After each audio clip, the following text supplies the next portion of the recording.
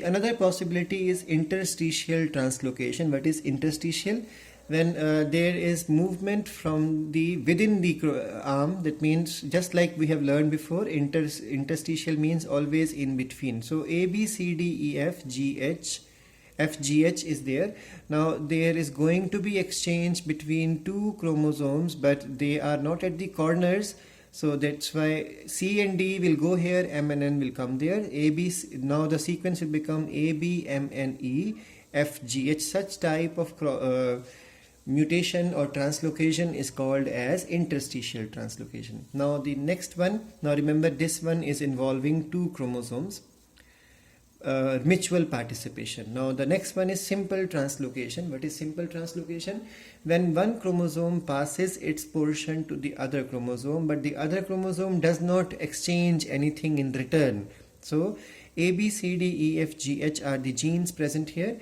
Imagine for a second G and H are removed from here and they go and join with some other chromosome, but this chromosome does not return anything to the previous chromosome. So it is not reciprocal, it is not interstitial, this is simple translocation. Please remember, in this process there is participation of two chromosomes, so it is called as interchromosomal disorders or translocation. Remember, in the last page we have learned intrachromosomal are deletion, duplication and inversion, and when it is interchromosomal chromosomal aberration, it is called as translocation, which can be simple or interstitial or reciprocal. Now the next method possible is the genomic mutation. Now what is genomic mutation? When the genome is disturbed. Now what is genome? Haploid number of chromosomes of every organism is fixed, like in the case of human 23, in the case of Drosophila 4, in the case of Pisum sativum is 7. So genome is, but it is the haploids number of chromosome in one set.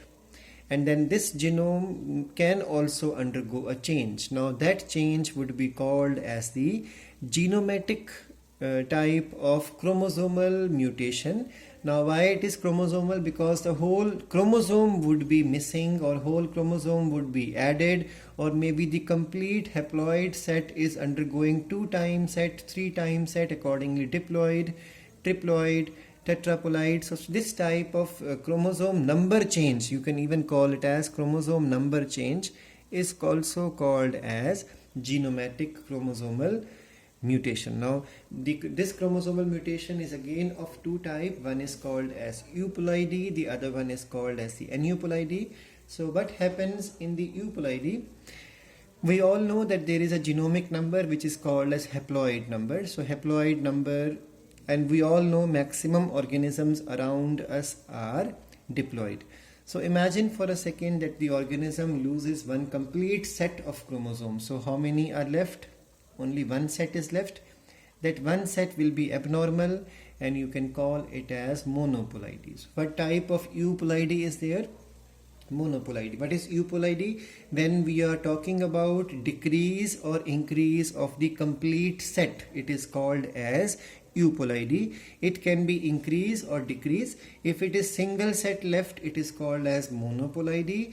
If there are more than 2n, now it can become, now imagine for a second, a gamete carries, imagine for a second a gamete is carrying 2n number of chromosomes, just imagine for a second, and then it is fertilized by a normal chromosome containing gamete. So what will be the number of chromosomes in the zygote? It will be 3n. So 3n is what? 2n is normal, so there is a complete 1 increase, so it is called as triploid. In the same manner, it is possible 2n can get fused with 2n, so in that case it will be 4n. Such type of individuals are called as polyploid. So what is polyploid and monoploid? I think it's clear to you. Remember, euploidy is talking about the complete set, and it can be either haploidy or it can be polyploidy. Polyploidy can be diploidy is normal, diploids are normal. So tetraploid is 3n. Triploid is 3n, tetraploid is 4n, Pentaploid is 5, it won't exist, but hexaploid can survive. Heptaploid will not survive. Octa again can survive, because you need generally the even number of chromosomes for organism to survive. Remember one more thing, such animals won't survive, but such plants can easily survive, because plants will only show Gigas effect. What is Gigas effect? Like we all know, plants are very simple compared to the animals. So a plant with a bigger leaf, bigger root system, bigger flower will easily survive, but an animal with a very bigger heart or a smaller heart or bigger eyes or some problem of such type, so it will not be able to survive. So gigas means giants.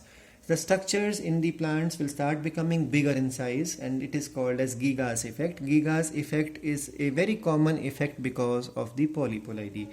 So polyploid individuals can survive if they are plants. They rarely survive if they are animals.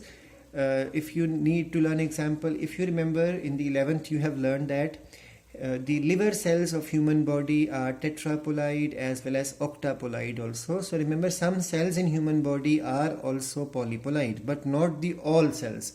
Other cells are all diploid. So be clear with this concept that monoploids and polyploids. And again one more thing, polyploid individuals can also be called as, according to what type of DNA they carry or chromosomes they carry, they can be autopolyploid or allopolyploid or auto-allopolyploid. So let's understand this concept, that what is allo and autopolyploidy. See, we all understand that what is the easiest one is autopolyploidy. For example, rice and maize. Human plant breeders have prepared a large varieties of rice and maize with the help of autopolyploidy. So what is autotriploid? Now this is the haploid number of chromosome. So if that number of chromosome is present 3 times, what will you call it as? It's a, why it is auto? Because it is self DNA. It's not anybody else's DNA. Self genetic matter or genome is repeated how many times? 3 times. So genome is repeated 3 times, so it is called as autotriploid. Or if the genome is repeated 4 times, it will be called as autotetraploid.